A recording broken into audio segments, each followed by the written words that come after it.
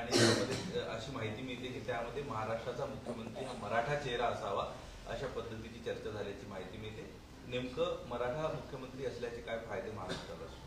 मला असं वाटतं की विनोदजी अमित शहा साहेबांना भेटले हा त्यांचा पक्षाचा किंवा वैयक्तिक प्रश्न आहे, त्याच्यावर मी बोलणं योग्य नाही.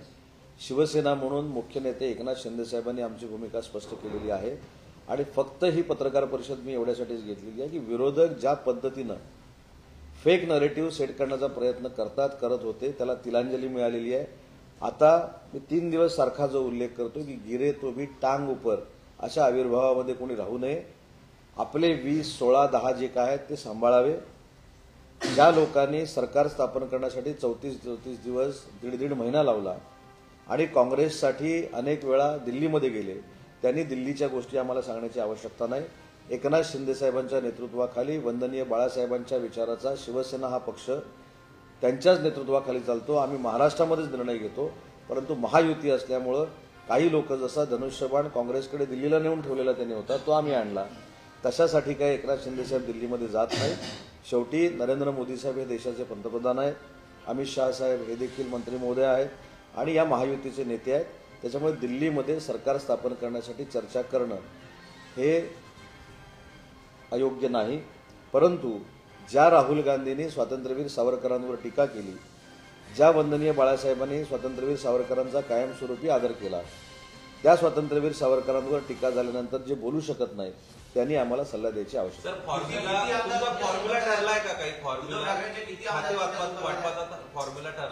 फॉर्म्युल्याची मला असं वाटतं की फॉर्म्युल्याची चर्चा मला अजिबात करण्याची आवश्यकता नाही. आम्ही सगळे अधिकार आमच्या अपक्ष आमदारांसहित, मित्रपक्षासहित आणि शिवसेनेच्या आमदारांनी माननीय एकनाथ शिंदे साहेबांना दिलेले आहेत आणि एकनाथ शिंदे साहेब जो निर्णय घेतील तो आम्हाला अभिमान आहे आणि तो आम्हाला मान्य आहे. म्हणून मगाशी मी सांगितलं की आम्ही सांगताना आमच्या नेतृत्वावर आमचा विश्वास आहे आणि त्या नेतृत्वाबद्दल आम्हाला गर्व आणि अभिमान आहे. मी स्पष्ट सांगितलं.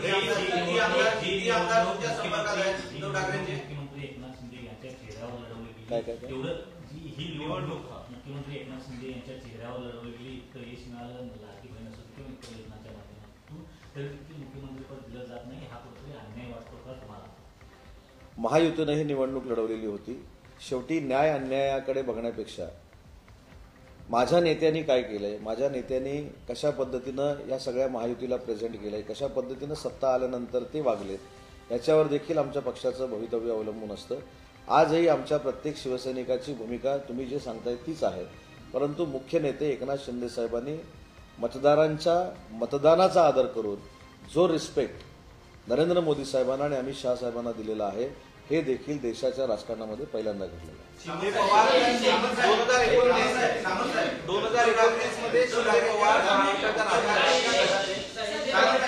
मराठी होने के बाद हिंदी करतो. मराठी होने के बाद जय राऊत म्हणतायत महायुतीत जरी शिवसेना असली तरी शिवसेनेला निर्णय घेण्यात त्यांच्याकडे अधिकार राहणार नाही. आणि ते बॅगेज म्हणतात शिंदे आणि अजित पवार हे भाजपसाठी बॅगेज त्यांनाही तोडून स्वतः सुरुवात घेऊ शकतात. ज्या 20 आमदार असलेल्या शिवसेनेची काँग्रेस झालेली आहे, काँग्रेसच्या आदेशावर जी उभाठा शिवसेना चालते त्यांच्या कुठच्याही नेत्यांनी आमच्या नेत्याला मार्गदर्शन करण्याची आवश्यकता नाही. मी जे मगाशी सांगितलं की मी काही खालच्या स्तरावर जाऊन बोलणार नाही, मी हीन पातळीवर जाऊन बोलणार नाही, पण माझ्या पक्षाबद्दल माझ्या नेत्याबद्दल मला अभिमान आहे. माझ्या नेत्यानं जे कर्तृत्व करून दाखवलेलं आहे त्यातलं 2% देखील कोणी केलेलं नाही हे महाराष्ट्राच्या जनतेला माहिती आहे. आणि म्हणून मला असं वाटतं की कुठच्याही परिस्थितीमध्ये सरकार स्थापन करत असताना सन्मानपूर्वकच स्थापन होईल आणि त्याच्यामध्ये माननीय एकनाथ शिंदे साहेबांचा व्हॉइस हा फार मोठा राहील. तुम्ही म्हणताय की उद्धव ठाकरे काही लोक तुमच्या संपर्कात आहेत, किती आमदार संपर्कात आहेत? मी सांगितलं ना, हा सस्पेन्स थोडे दिवस राहू दे. आहे तेवढं नक्की मी जबाबदारीनं सांगतोय आणि मी तिसऱ्यांदा परत रिपीट करतोय. काल मी शब्दप्रयोग केला होता की अधोरेखित करा, आज सांगितलं अंडरलाईन करा. सरकार स्थापन झाल्यानंतर शिंदे साहेबांच्या जे संपर्कात आहे ते एक एक पुढे येतील. कदाचित खासदार देखील असू शकतात असं माझं मत आहे. मुख्यमंत्रीपदी चर्चेत असल्याचं कळतंय शिवसेनेकडनं, कारण मुख्यमंत्री एकनाथ शिंदे हे त्या महत्वाच्या भूमिकेत न राहता पक्ष संघटनेकडे जास्त महत्व देणार आहे. आपलं नाव मुख्यमंत्रीपदी चर्चेत. टीव्हीवर काय बातम्या येतात किंवा काय न्यूज येतात त्याच्याशी वैयक्तिक माझा काही संबंध नाही, परंतु मी माझं नेतृत्व एकनाथ शिंदे साहेबांना मानतो. एकनाथ शिंदे साहेबांना आमचे देखील राजकीय निर्णय घ्यायचे अधिकार आम्ही दिलेले आहेत. त्याच्यामुळे अशा टीव्हीवरच्या बातमीला हुरळून जाणारा उदय सामंत नाही. मी एकनाथ शिंदे साहेबांबरोबर होतो आहे, भविष्यात देखील राहणार आहे. माझ्या राजकीय जीवनाचं काय करायचं ह्याचा निर्णय एकनाथ शिंदे साहेब घेतील. शिवसेनेला स्वतंत्र लढायला हवं, त्यांनी कुणासोबत जाऊ नये, स्वतंत्र लढायला हवं यापुढे. अंबादास दानवेंचे मला असं वाटतं की ती पत्रकार परिषद बघा आणि ही पत्रकार परिषद बघा. विरोधी पक्षनेते अंबादास दानवेंनी काही संघटना वाढवण्यासाठी सूचना केल्या. म्हणजे त्यांनी हे रिअलाइज करून घेतलं की ठीक आहे, आम्ही 20 वर आलो, आता 20 वरनं 22 व्हायचं असेल आणि 20 वरनं 15 व्हायचं नसेल तर आपण काय केलं पाहिजे हे विरोधी पक्षनेत्यांनी सांगितलं. मला असं वाटतं की ही पत्रकार परिषद आणि रोज आमच्यावर टीका करणारी पत्रकार परिषद, त्याच्यावर मला टीका करायची नाही, परंतु अंबादास दानवेंनी जे सांगितले त्याचं आत्मचिंतन त्यांच्याच नेत्यांनी करावं ना, माझा हा सल्ला आहे. आणि ज्या पक्षाला एवढी ताकद मिळालेली आहे, जनतेनं स्वीकारलेलं आहे, ज्या नेत्याच्या मागं संवेदना आहेत, महाराष्ट्रातल्या लाडक्या बहिणींच्या असतील, लाडक्या भावांच्या असतील, शेतकऱ्यांच्या असतील, सर्वसामान्य मतदारांच्या असतील, त्या माणसाला तुम्ही किती बदनाम करणार आहात, किती त्रास देणार आहात बोलून बोलून. पण त्यांचं एकनाथ शिंदे साहेबांचं मी मनापासून कौतुक करतो. ते कधीही ढळमळले नाही, कधीही त्यांनी त्यांचा बॅलन्स घालवला नाही. असा परिपक्व नेता देशामध्ये घडणं हे आपल्या सगळ्यांचं भाग्य आहे. विजय वडेट्टीवार म्हणतात की 2029च्या निवडणुकीमध्ये भाजपा एकनाथ शिंदे आणि पवार या दोन्ही नेत्यांना राजकीय पटलावरून बाद करतील, त्यांना संपवतील, कारण भाजपाची गरज संपली. आता कोणाला तरी काहीतरी बोललं तर पाहिजेच. शेवटी त्यांना देखील माहिती आहे की 5 वर्ष आपल्याला नुसतं बोलायचंच आहे, कदाचित इकडे यायचं आहे, काय तर आता मला माहीत नाही नक्की काय होणार आहे ते. परंतु माझं म्हणणं की एवढं सगळं मताधिक्य आणि आमदार आल्यानंतर माझं विजय वडेट्टीवार साहेबांना देखील एक विनंती आहे की तुम्ही किती एखाद्या व्यक्तीला बोलणार आहात, किती एका व्यक्तीचा द्वेष करणार आहात. शेवटी जनतेनं दाखवून दिलं की एकनाथ शिंदे साहेब काय आहेत, देवेंद्रजी फडणवीस काय आहेत आणि अजितदादा काय आहेत. तुम्ही एखाद्या व्यक्तीला टार्गेट करून, बरं तुम्ही सगळे ज्यावेळी शिंदे साहेबांना भेटता तेव्हा शिंदे साहेबांवर एवढी स्तुती तुम्हाला उधळता की फक्त आम्हाला पत्रकार परिषदेमध्ये हे बोलावं लागतं हे तुम्ही सांगता. त्याच्यामुळे मला असं वाटतं की अशा पद्धतीचं राजकारण करू नये. 5 वर्ष तुम्हाला आता हेच करायचं, 5 वर्ष नाही, मला तर असं वाटतं की भविष्यात 25 वर्ष त्यांना हेच करायचं आहे. त्याच्यामुळं तिकडे राहिले तर नाही, इकडे आलं तर काय प्रश्नच नाही, तर तिकडे राहिले तर हेच करायचं. त्याच्यामुळे माझी सगळ्याच नेते मंडळींना विनंती आहे, एखादा संवेदनशील सहनशील नेता सगळंच ऐकून घेतो, त्याच्या कार्यकर्त्यांचा उद्रेक होऊ नये याची मात्र दक्षता त्यांनी घ्यावी.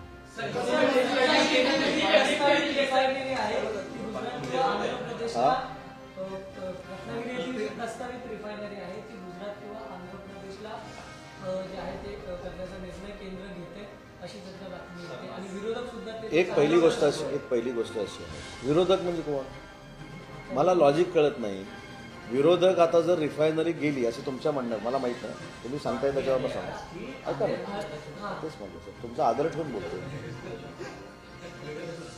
विरोधक बातमी असेल, त्या बातमीनुसार ते म्हणणं खरं असेल असं जर तुमचं म्हणणं आहे तर ते परत कसं काय टीका करू शकतात. रिफायनरी पहिली पाहिजे म्हणून कोणी सांगितली, त्यांनीच. परत रिफायनरी नको म्हणून कोणी सांगितली, त्यांनीच. त्यांचे पूर्वीचे माजी आमदार म्हणतात रिफायनरी आली तर बेरोजगारी मिळेल, त्यांचे माजी खासदार म्हणतात की रिफायनरी नको. हे सगळं जनतेला माहिती आहे. परंतु रिफायनरीच्या बाबतीत सरकार स्थापन झाल्यानंतर तिथल्या लोकांना जे हवं ते आम्ही नक्की करून देऊ.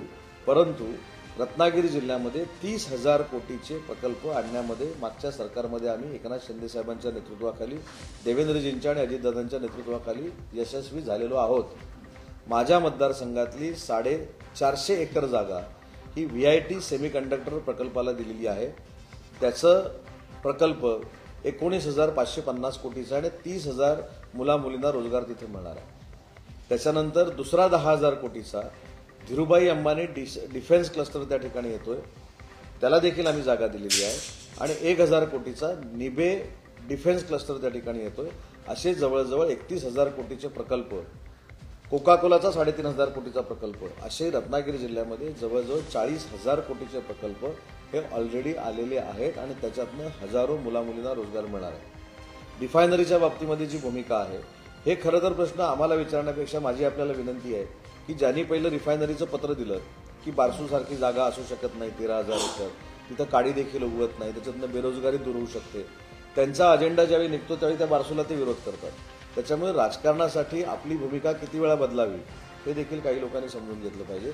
त्याच्यामुळे बारसूच्या बाबतीतला निर्णय हा सरकार स्थापन झाल्यानंतर योग्य तो आम्ही घेऊ. संजय राऊत पंचायत की फडणवीसांचे शिंदे जे ते 3 वर्ष ज्युनियर होते तरी देखील फडणवीसांनी त्यांच्या हाताखाली काम केलं आणि हे खरं यश जे आहे एवढ्या जागा मिळण्याचं हे फडणवीसांचंच आहे. त्यामुळे मुख्यमंत्री पदाचे ते दावेदार असू शकतात. आता या स्टेटमेंटकडे नेमकं कसं पाहता, कारण आपण पाहतोय की जवळीक साधण्याचा कुठेतरी प्रयत्न आहे. नाही मला असं वाटतं की आम्ही काही शालेय शिक्षणातनं आमदार झालेलो नाही. 8वी 9वी 10वीत आम्ही निवडणुका लढवल्या आणि आमदार झालो. हे कुठच्या तरी शिक्षकानं सांगायचं तो हुशार आहे आणि हा ढ आहे आणि वाद लावायचे. ते मला असं वाटतं की हे काही नाही. राजकारणामध्ये आमदार जे येतात ते 25 वर्ष पूर्ण झाल्यानंतर राजकारणामध्ये आमदार होतात. त्याच्यामुळे ते काय 12-13 वर्षाचे नसतात.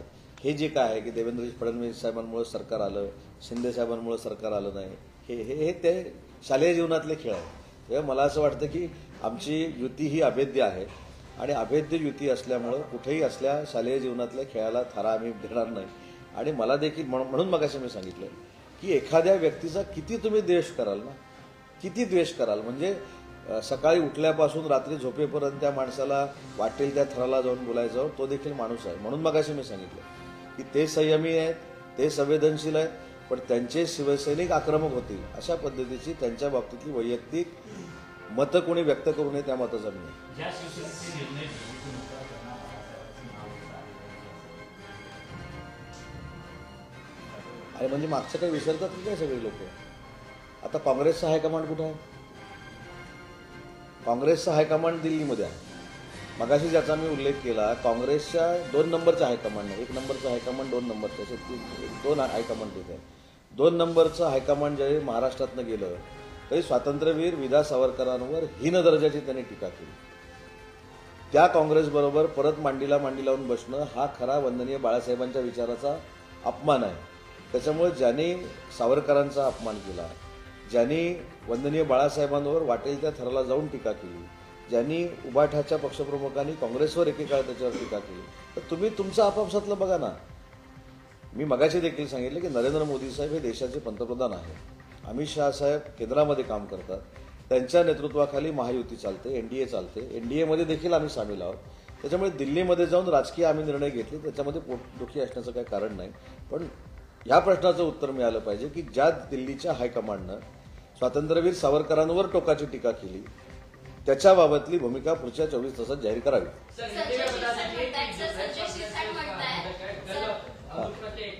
मराठी पूर्ण करूया का? संजय शिरसाट म्हणाले की उपमुख्यमंत्री एकनाथ शिंदे हे उपमुख्यमंत्री पद घेणार नाही असं माझं म्हणणं आहे, असं त्यांनी सकाळी विधान केलेलं आहे. मी मगाशीच सांगितलं की या संदर्भामध्ये मला कसलंही वक्तव्य करायचं नाही. नेत्याला एकदा अधिकार दिल्यानंतर आमचा आग्रह आहे ना, मी आजही सांगतो की अमित शहा साहेब, नरेंद्र मोदी साहेबांशी चर्चा करतील, जो काय निर्णय घेतील, पण आमचं सगळ्यांचं नेतृत्व हे एकनाथ शिंदे साहेबच आहेत आणि तेच करतील.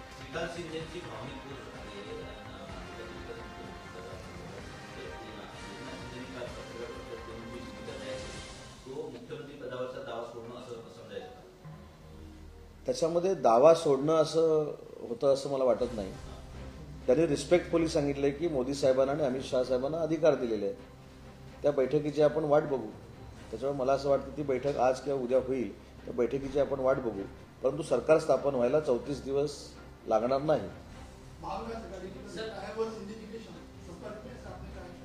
नहीं, मैंने ये 2 दिन पहले भी बोला था कि जब रिजल्ट का डिक्लेरेशन हुआ तब से ही महाविकास आघाड़ी के कुछ MLA माननीय शिंदे साहब के संपर्क में है, लेकिन हमारी प्रायोरिटी सरकार स्थापन करना है. कल प्रेस कॉन्फ्रेंस लेके हमारे नेता कितने संवेदनशील है ये उन्होंने देश को दिखाया है. और सरकार स्थापन होने के बाद ये जो आप बोल रहे हैं कि कितने हमारे संपर्क में हैं, कितने हमारे संपर्क में नहीं है, वो आपको पता चलेगा. सर सवाल यही है ना कि जो चुनाव है वो मुख्यमंत्री के चेहरे पे लड़ा गया. लाडली बहन योजना जो है वो आप लोगों के लिए बहुत ही कामयाब साबित हुई. तो सवाल ये कि जब चेहरे पे एकनाथ शिंदे के चेहरे पे चुनाव लड़ा गया तो मुख्यमंत्री के रेस से खुद को अलग किया जाना कितना. एक बात ऐसी है कि खुद भाजपा के जो नेता है, उन्होंने, महाराष्ट्र के जो नेता है, उन्होंने भी ऐसा कहा है कि एकनाथ शिंदे साहब के नेतृत्व में ही महायुति का चुनाव लड़ा गया। लेकिन खुद एकनाथ शिंदे साहब ने आके जो 5 बरस पहले हुआ था, आपको पता है, हम मेरे ख्याल से 34 डेज त्याला ओलीस असणं असं म्हणतात पहिलं, मग तो रखा था होटल में, वो तो नौबत नहीं आए। हमने जो एमएलए लोगों को बुलाया था वो गठनेता चुनने के लिए बुलाया था, और वो अभी हर एक के मतदार संघ में गए हैं। लेकिन हमने पूरा अधिकार एकनाथ शिंदे साहब को दिया है, और एकनाथ शिंदे साहब जो कुछ फाइनल करेंगे उसका समर्थन हमारे सब एमएलए और शिवसेना करेगी। विपक्ष ने तंज कस रहा है कि एकनाथ शिंदे की उपयोगिता खत्म हो गई है और ये बात अब जल्द से जल्द जो है अजित पवार को पता चलेगी। नहीं, अभी खुद के हाथ में कुछ बचा नहीं है, इसलिए अभी अजित पवार साहब के बारे में कहना, शिंदे साहब के बारे में कहना। मैंने ये भी बोला है कि इतना संवेदनशील आदमी रहने के बाद भी उसके ऊपर हर बार जो टीका टिप्पणी होती है, इससे उन्होंने सब कार्यकर्ता लोगों को बोला है कि संयम रखो। लेकिन संयम रखने के लिए जो महाविकास आघाड़ी के नेतागण हैं उन्होंने भी संयम से बोलना चाहिए, नहीं तो आगे जाके हमारा शिव सैनिक आक्रामक हो जाएगा।